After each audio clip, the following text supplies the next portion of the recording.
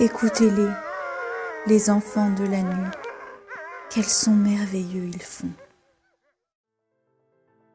Dans l'ombre de ces mots, un mythe est né. Dracula, publié en 1897 par Bram Stoker, n'est pas seulement une histoire de vampire. C'est le roman d'une époque fascinée par la science et terrorisée par l'inconnu.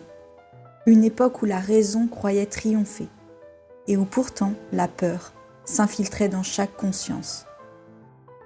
Ce récit nous parvient sous la forme d'une mosaïque de voix, journaux intimes, lettres, télégrammes, un assemblage fragmenté où la peur se glisse dans les silences. Cette structure donne au roman une véracité troublante. Tout semble réel, documenté, presque plausible. Le comte Dracula apparaît alors, silhouette de ténèbres, mélange de raffinement et d'horreur. Il n'est pas qu'un monstre, il est une ombre du désir humain, celui de dominer le temps, de franchir les limites de la mort.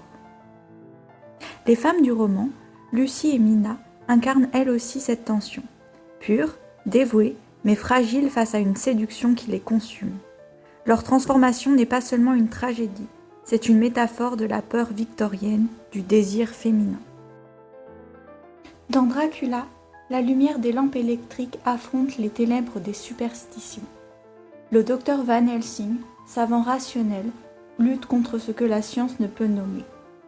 Ainsi, le roman devient le miroir d'une époque déchirée entre progrès et mystère, entre foi en la raison et fascination pour l'invisible. À ma lecture, j'ai été fascinée. La beauté d'une écriture angoissante, presque malsaine, m'a transportée. Chaque page semblait vibrer d'une tension entre élégance et effroi. Et surtout, j'ai été touchée par la profondeur des personnages. Aucun n'est tout à fait pur, ni tout à fait perdu. Tous, d'une certaine manière, portent en eux cette lutte entre la lumière et les ténèbres. Dracula n'est pas seulement un roman d'horreur, c'est un poème sur la fragilité humaine, sur la peur de se perdre dans ce qui nous attire. Et peut-être est-ce pour cela qu'il demeure si vivant, plus d'un siècle après sa publication.